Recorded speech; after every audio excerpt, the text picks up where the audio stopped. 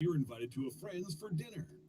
Microgreens Ottawa, supplying your favorite restaurants and now serving you 7 days a week. 1160 Heron Road. Delivery also available.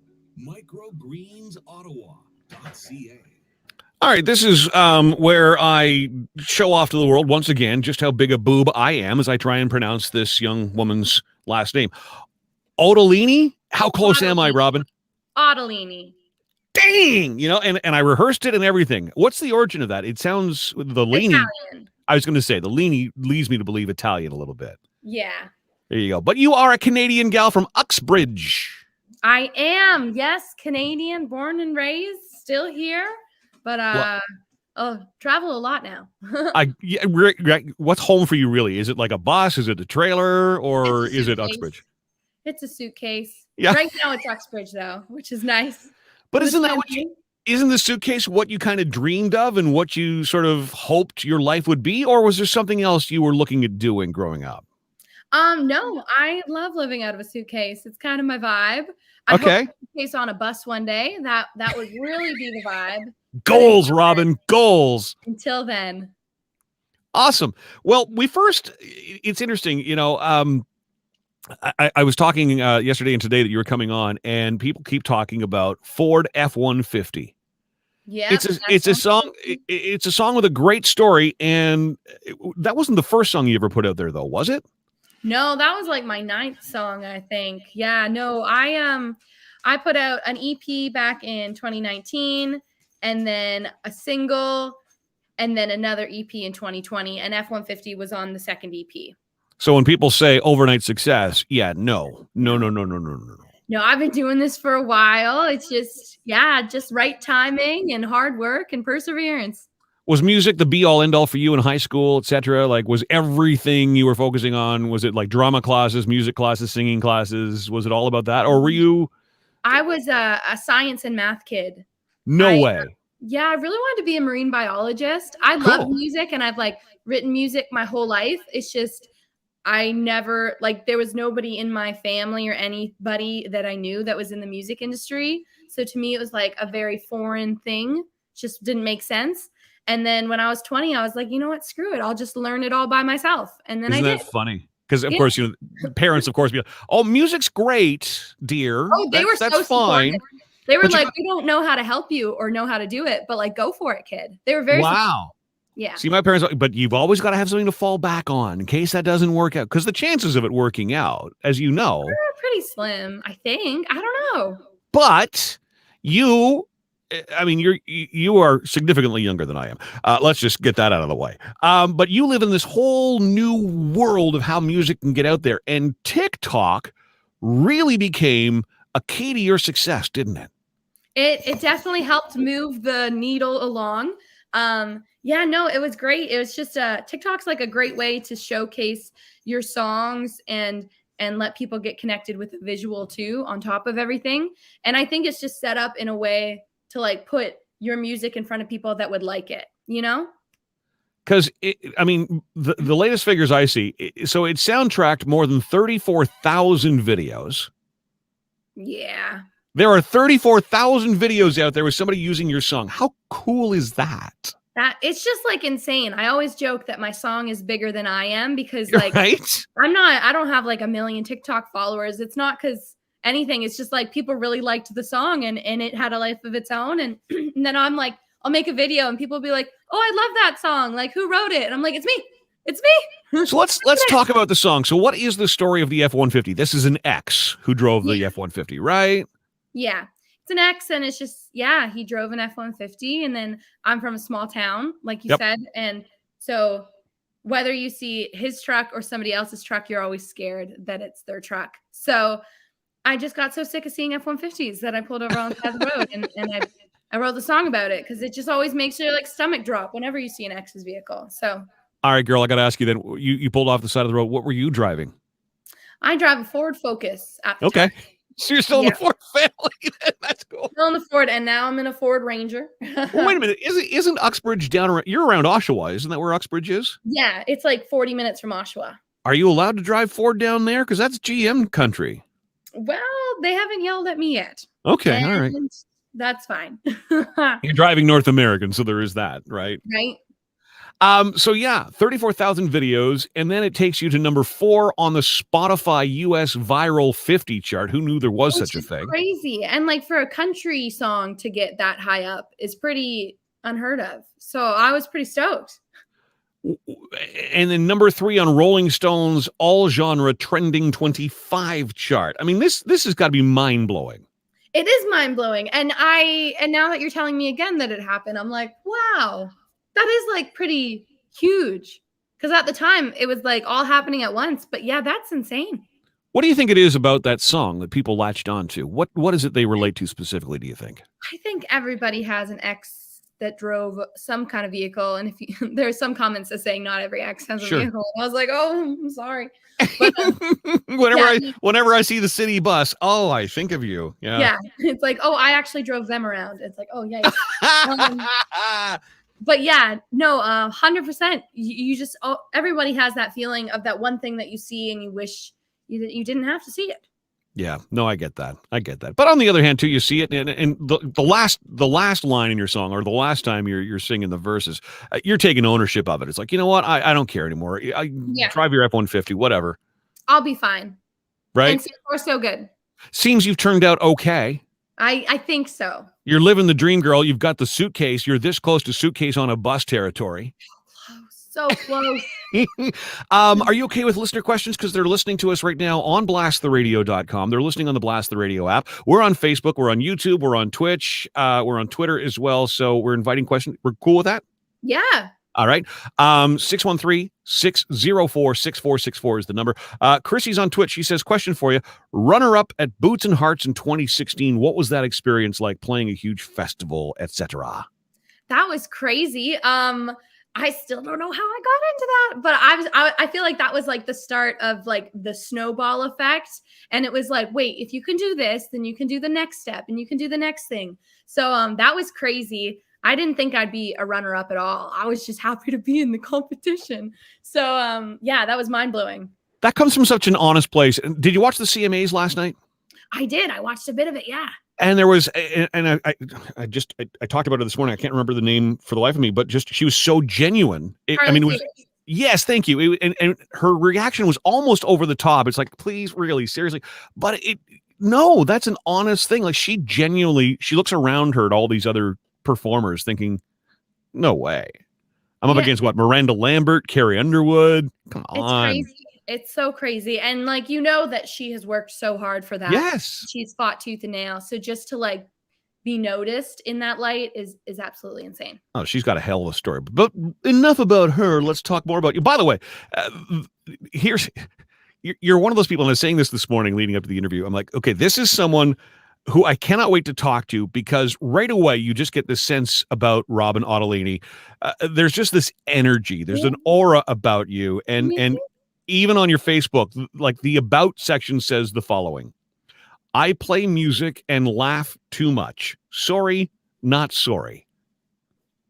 Look at that. Is that you in a nutshell? Yeah. And that's like an older bio. I should. Oh, like, that's my bad. No, that's totally me though. Like, yeah, I'm not really sorry for having a good time. I love that. But where does that confidence come from? I have no idea. So many of us struggle. Just, I put myself out there. I've been putting myself out there on the radio since the 80s. And I still, every now and then, I mean, depression's part of it and anxiety, but blah, blah, blah, blah, blah. It doesn't excuse it. But still, there's just like I couldn't do live on locations for so long. It would just, the eyeballs on me I would become literally petrified. Like I could not function. Yeah, it's a crazy feeling. I'm still kind of getting used to it, but my mom likes me, so it's all okay. So this is just this is just built into your DNA. I do like worry what people think a lot though, and then like sometimes I'll like let it go, and then other times I'm like, wait, why do I even care? Like, who is stranger 256 on the internet? So I don't know. I'm back. That's an awesome. I love that. But I mean, do you find yourself though? Because I mean, I'm sure I'm sure you, because it's so easy for the keyboard warriors to show up, and as positive and as bright a light as you are, and as much fun as you're having, there's always going to be that person that shows up on your Facebook feed or whatever, and there's tons of people. I literally just got a message before coming onto this being like, why would you write that song? Like, it sucks. And I was just like, right. And then I kept this profile. I'm like, oh, he's a sad man. Sad man. Sucks to suck. But it's just like the thing. It's like, I know I'm pretty dope and I would never write a comment like that. So if somebody's writing a comment like that, it probably means they're like not that dope. I love that. See, I was just talking about that this morning. So I posted a joke yesterday about the new Justin Bieber Timbits that are going to be out there. And it was an off-color joke. And I know I've seen some of the titles of your song. You have a song called Fuck Boy. So I figure I can pretty much go anywhere with you. Yeah. As far as language is concerned. But I posted a joke, and here's the joke. Can't wait to drive through a Tim Hortons and order Bieber balls and a tea bag. Ha ha ha ha ha. Right? Some people get the comedy. Some people are offended by it. You're laughing at it, and I love that.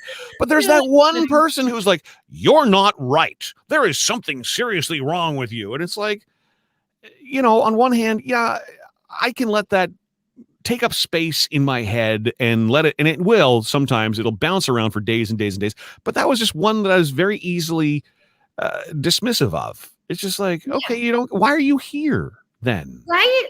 If you don't like what I do, just go.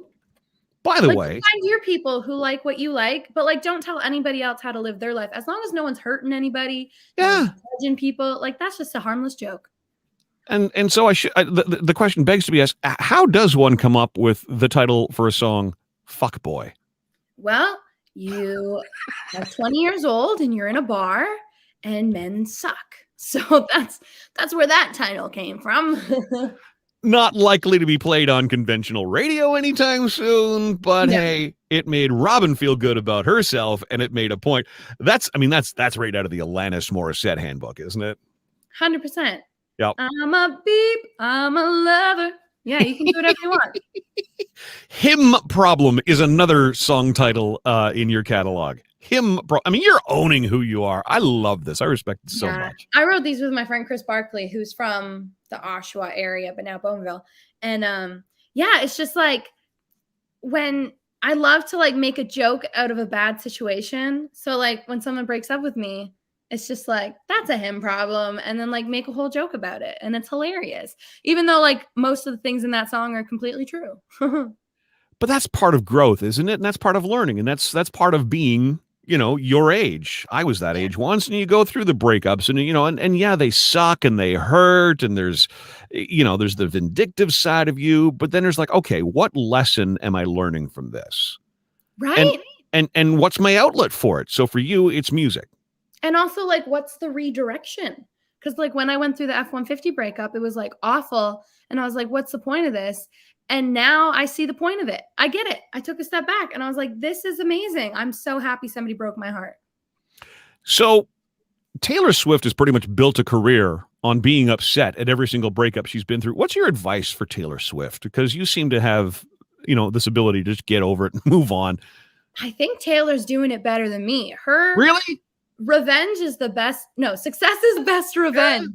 And she's clearly successful. Yes. Clearly knows what's up and knows how to control the narrative. And if anything, I should learn from Taylor Swift. All right. Well, I'll do it in my own way. I'll do it more jokey and she's more heartbroken. Well, you got it. Kind of vibe. Totally. You got to stay within your lane, right? So going back to the whole F-150 thing, being on TikTok, I'm led to believe you didn't really pay much attention or even know what TikTok was until all of a sudden you had all the success going on over there. I was definitely paying attention. I was more like loving TikTok just as enjoyment. Sure. And then my neighbor told me that like I should put my music on there and see what happens. Oh, wow. So then I just started posting videos of my songs that are already out. So then people were like, is this song out? And I'd say yes. And then that's kind of how it started. All the streams started going up and people really liked the songs. Is there one in particular that stands out as perhaps being one of your favorites that somebody's done to your song? Probably F-150 was like the big thing on TikTok. So I loved that song. And then Good SHIT also did pretty well on TikTok, actually. So I love it. A listener question for you from Tina Marie. She's watching on Twitch. She says, Robyn, if you can do a duet or collaboration with anyone, who would it be and why? I would probably say Sam Hunt, because I love his lyrics and I love his storytelling, and just like his vibe is very kind of much my vibe. So I really like it. Or Shania Twain, obviously. Yes. Girl power. Yes. I love that. I love that. All right. So listen, we got to promote the fact that you are, and by the way, how good does this feel to finally be back doing live performances? So good. So good. And I'm so excited to get out there with Lindsay. Yeah. So you are together, Lindsay, by the way, being Lindsay L.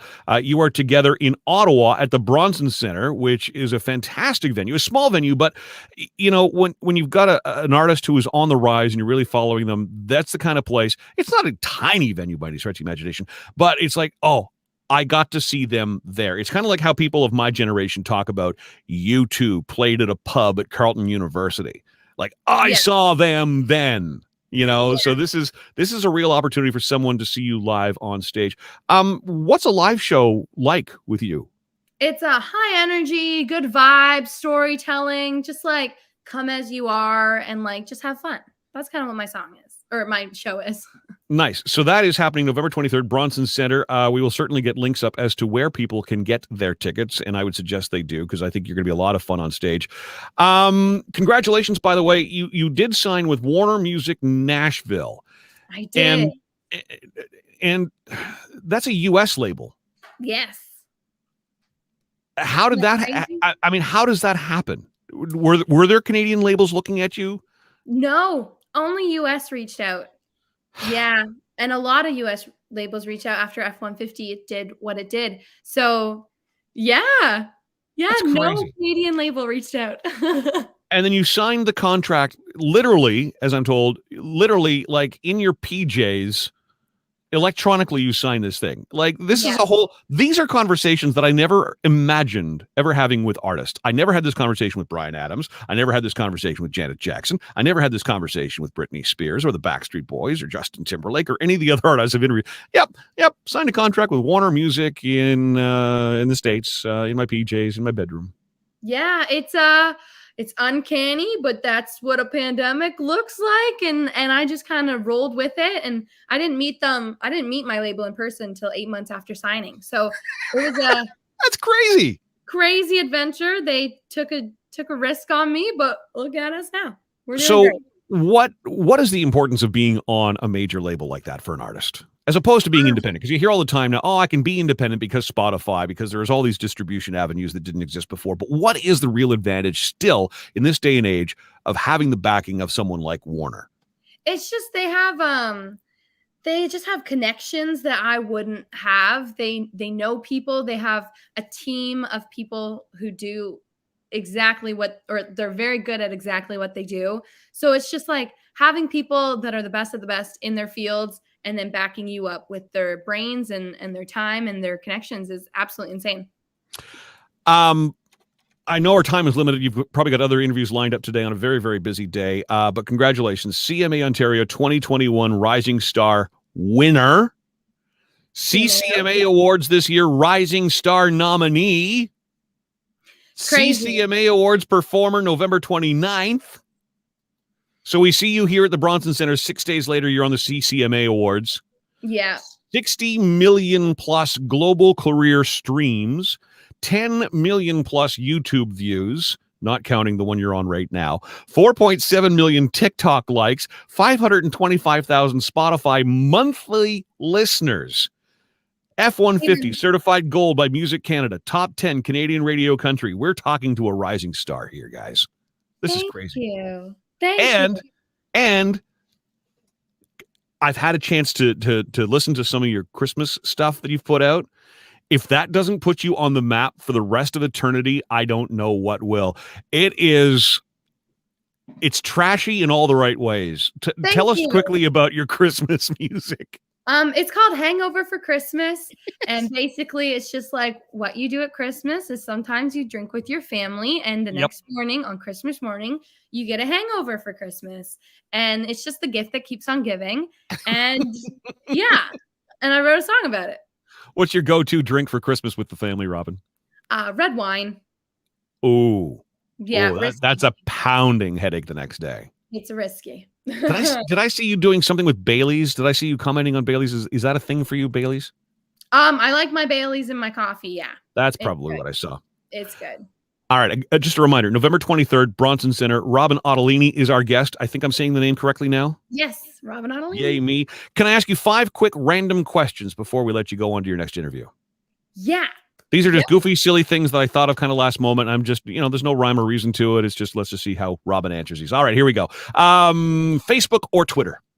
Twitter. Whiskey or gin? Whiskey. Dream car?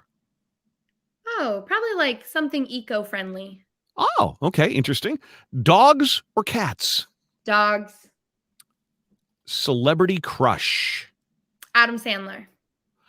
Interesting. Thank you. You like a brilliant mind and a quick tongue. Boom. Let me rephrase that. A brilliant mind and yes, there you go. Robyn Ottolini, we're looking forward to seeing you at the Bronson Centre November 23rd. You are so engaging. I wish you nothing but success. Thank you so much for taking 20 minutes out of what is obviously a busy day of press for you. No, thank you. And I hope to see you in the future. Probably I will be at the Bronson Centre. I will be, the grandfather-looking guy in the audience. I'm so excited. Robyn, thanks for your time. Thank you. Pick a song. We played F150 from you earlier. Hold Me Back, Sincerely, Drunk Me, Daddy's Daughter, or Tell You Everything. What should we play for the audience and why? Let's do the new single, Tell You Everything. Tell You Everything, and we're playing it because it is the new single. Robyn Ottolini, thank you. Bye. We'll put up all the links. There goes Robyn. Thank you so much for joining us here on blasttheradio.com.